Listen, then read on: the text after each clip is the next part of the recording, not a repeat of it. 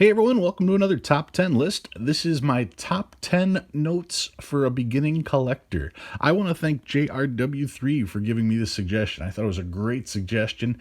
Now, this top 10 list by JRW3, by the way, if you haven't checked out his channel, be sure to do it. He's one hell of an artist. He always does some really cool posts. I especially liked it when he did the black background with the white pencil. That was just so cool to me. Anyway, check out his channel. Very cool stuff that's on there. Tell him I said hi and tell him I told you to go see him. I've got JRW3's name up here, and we are about to get to the top 10 notes for a beginning collector. Now, these are not the top 10 cheapest notes in my list. These are not the top 10 most important notes. Those would all be great lists. But these notes that I picked out are notes that have meaning.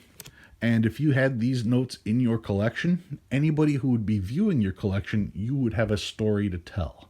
So that's why I called them great for beginners. It shows the different aspects of collecting. They're all affordable. That's the other thing. Beginning collectors aren't going to fork out $1,500 on a note. So they're all pretty affordable. I'm not going to go through price on them now. But it gives you a way that you can tell people stories about your notes and get people to understand why you collect the notes that you do. All right, number 10. First note I'm bringing up, this particular one is a note you can find in circulation, all the more reason to do it. This particular one is a star note. Now, star notes are replacement notes. You guys know that. Whenever there's a mistake in the printing process, the notes that are damaged or whatever the error is are pulled out and they're replaced with a star note. And sometimes those star notes are fairly rare. So number 10 on my list would be one of the rare star notes. This particular one is one of 500,000. Normally they make star notes in batches of 3.2 million. But on occasion, they'll do smaller batches, and this is one of those examples. You can check out mycurrencycollection.com to learn how rare your star note is. But yeah, this can be found in circulation, and a great way to get started. So that's number 10, a rare star note. Number 9, a fancy serial number. I have two examples of fancy serial numbers here. The first fancy serial number is called a radar note. It reads the same forward to back and back to forward. You've got 14200241. That would be a radar note. These are extremely hard to come by. They're extremely rare, and it gets people to go, oh, I didn't realize something like that is worth money. So yeah, it's a good note to have in your collection. Another example of a fancy serial number is a repeater like this one. 6000 6000 6000 6000. These four digits match these four digits. So two examples, like I said, a radar and a repeater. Both of these are considered fancy serial numbers. They're true fancy serial numbers. And that would be number 9 on my list as far as things that a beginning collector should have. Now, those can be found in circulation. The rest of these are the ones that you're going to want to start to pick up a little bit if you find in at shows. Number 8 on my list is going to be a red seal, a legal tender note. Legal tender notes, also red seal notes, also called United States notes. You can see right here on the top it says United States note. It does not say Federal Reserve note. Legal tenders, these were around until 1966. In 1966, they printed 100s. And these were all made obsolete as of 1993, I want to say, off the top of my head. You can still find them on occasion in circulation. They're very rare. More often than not, you're going to find the $2 red seals in circulation. Notes like the $5, you're going to have to probably go to a show to get one of these. The back is very similar to what you're going to find. But the red seal, this one here is 1963. Yep. 1963 red seal. These are not very expensive at all, but what makes them unique, of course, is that red seal. That signifies that these notes were backed by either bonds or something to that effect. Legal tender notes, you want to get in fairly decent condition, so that way you have the white background and then the red just pops right off of there. So that's what you're looking at as far as legal tenders go. Number 7 on the list. Number 7, this is a silver certificate, but it's not your average silver certificate. There were a ton of silver certificates put out 1935, 1957. You see a lot of those. I'd kind of avoid those just because there are so many of them. People will sell them on eBay in straps of 100. So, yeah, those aren't very rare. However, when you get to the 1928 and the 1934 version, these are a little bit tougher to come by. This one here is 1934. It's a 1934 silver certificate. You can see silver certificate right there. You know it's silver because of the blue seal, the blue numeral. It obviously says silver certificate on there. But why I like this note, it's because of the back. This is known as a funny back. And as you can see, it's a funny looking back. That's why it's called a funny back. It's definitely not what you'd expect to see when you turn over a $1 bill. So yeah, this is a really cool note for beginners because at a glance, people go, oh yeah, I know what that is. I've seen one of those before. And then you turn them over and they're like, oh wait, whoa, that's different. So yeah, this definitely makes my list. Now, like I said, these are not that expensive to get. And if you get one in decent shape, that blue really pops like that. So I'd recommend paying up for one of those that's in decent shape. Number six. Number six is, this is a national banknote. It's called national currency. You can see this particular one is from First Wisconsin National Bank of Milwaukee. National banknotes are interesting because there are over 15,000 national banks. You can't get them all. You just can't. If you want to try, good luck. I'd love to see all 15,000 of them. It's not going to happen. National banknotes do come in a variety of denominations, all the way up to the $100 bill, if I recall. National banknotes are neat because not only do they have the serial number, but then they also have the charter number from the national bank that they are in. Now, national banknotes are actually 3 different charters, and the third charter is both small size notes like this and the large size notes. You can get the small size notes at a fairly decent price, so they're not too expensive, and it's definitely a unique looking note to add to your collection. The back, of course, looks just like any other note of that particular denomination. So that would be the national currency or national banknotes. 10, 9, 8, 7, 6. Number 5. Number 5, I would go with a 1928 note. This is a Federal Reserve note, $10 Federal Reserve note. This is interesting because in 1928, they didn't use the lettering system for the Federal Reserve banks. They did, but they didn't. Normally, there'd be a letter inside, but you can clearly see this has got a 7 there. 7 represents Chicago. 7 is the 7th letter of the alphabet. That's why the serial number starts with a G. And that's why on all of the other certificates that you'd find, like this one here, E is the 5th letter. That's the 5. That's why E is there. That one is Virginia, if I remember right. Richmond, Virginia, yes. Anyway, 1928 was the only year that they actually had the number like that. And that makes it unique. That makes it different. They did make a series 1928A that does not have the number.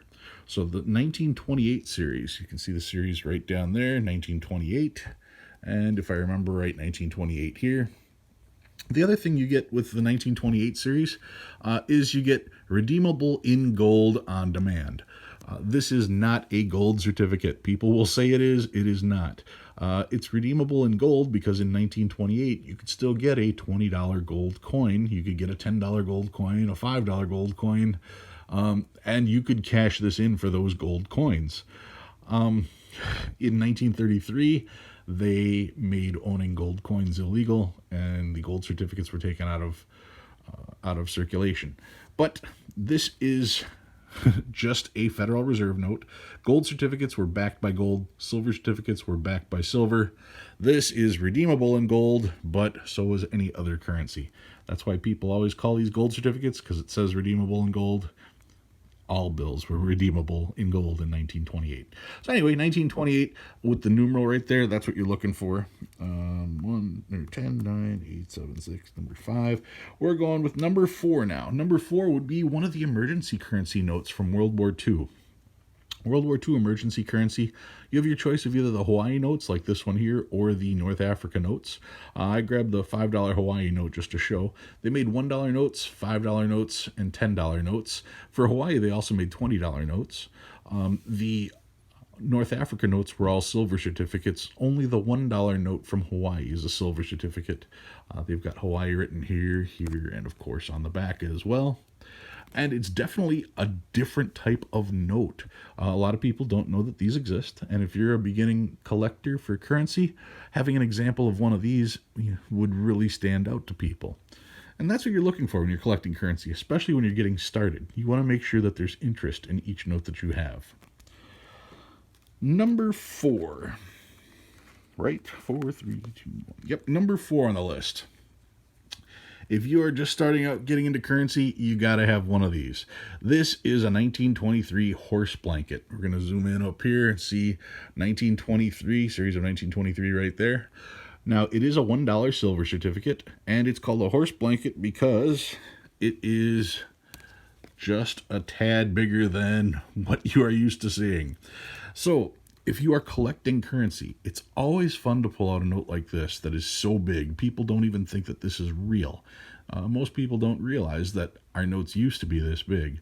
It wasn't until 1928 that we went to the small size note, which is another reason why the 1928 note is so neat. It's the very first one of that size. But prior to that, all notes were this big. So having a note this big in your collection, that's also going to get some people's attention. Just to see a note of this size, it has a very familiar appearance with George Washington on there like that, with the outline that they've got here. That looks very familiar and very comforting, but yet because of the size of the note, it still stands out in a crowd. So yeah, if you're just getting into collecting, this is definitely one of the notes you should have. Number 2, I should say. Let's see. 10, 9, 8, 7, 6, 5, 4. That was number 3. Number 2 on the list. If you're going to collect currency, one of the cool things to have is a piece of paper that says 18 something from the 1800s. So here we've got series of 1899. There it is, series of 1899. And I believe this is the Act of 1886. Yep, Act of August 4th, 1886. This is a $1 silver certificate. This is called the Black Eagle. The Black Eagle, one of the prettiest notes out there, with all these white areas here. You can see very detailed the red and blue strips in there. Those stand out really well. This one's in really good condition, so you get the bright blue here, the bright blue on the seal, bright blue numbers. You've got Abraham Lincoln and Ulysses S. Grant as the two presidents on there. You've got the Black Eagle dead center, United States of America silver certificate.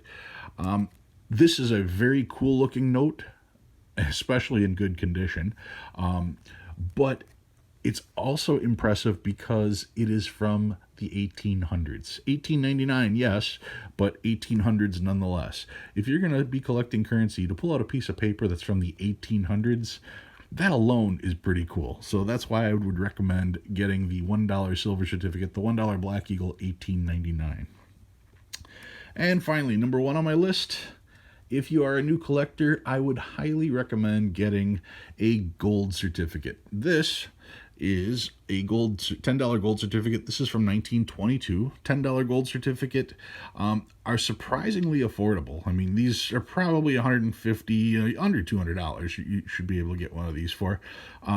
First, you have the best of all worlds on this. You have a gold certificate, because most people don't realize we had gold certificates. They're familiar with silver, but not gold. So you get that. You get a large size note.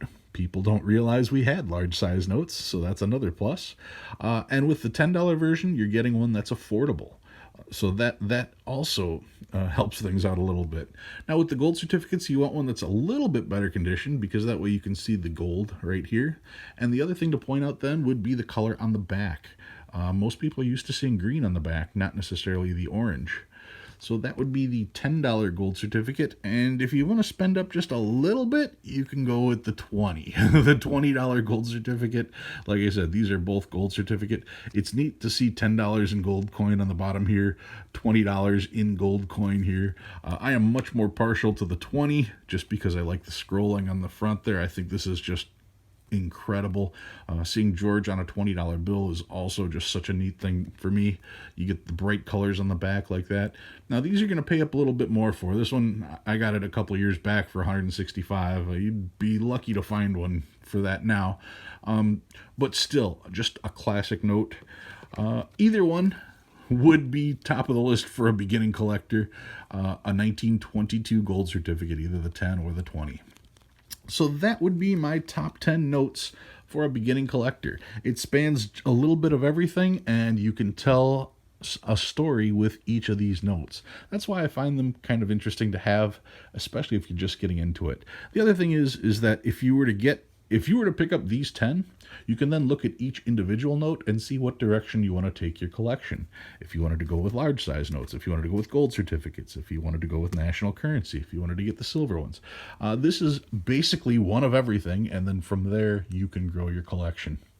All right, guys, I want to thank JRW3 for giving me this suggestion. I thought it was a great suggestion because a lot of people are always wondering what they should and shouldn't get. This would start off anybody pretty good. If you agree with my list, go ahead and give me a like. If you disagree with my list and think there was something else that should be on a beginning list, let me know, because there are going to be beginners watching this video, and I'm sure they're going to want to know too. Guys, thank you very much for watching. I appreciate it, and I'll see you again next week.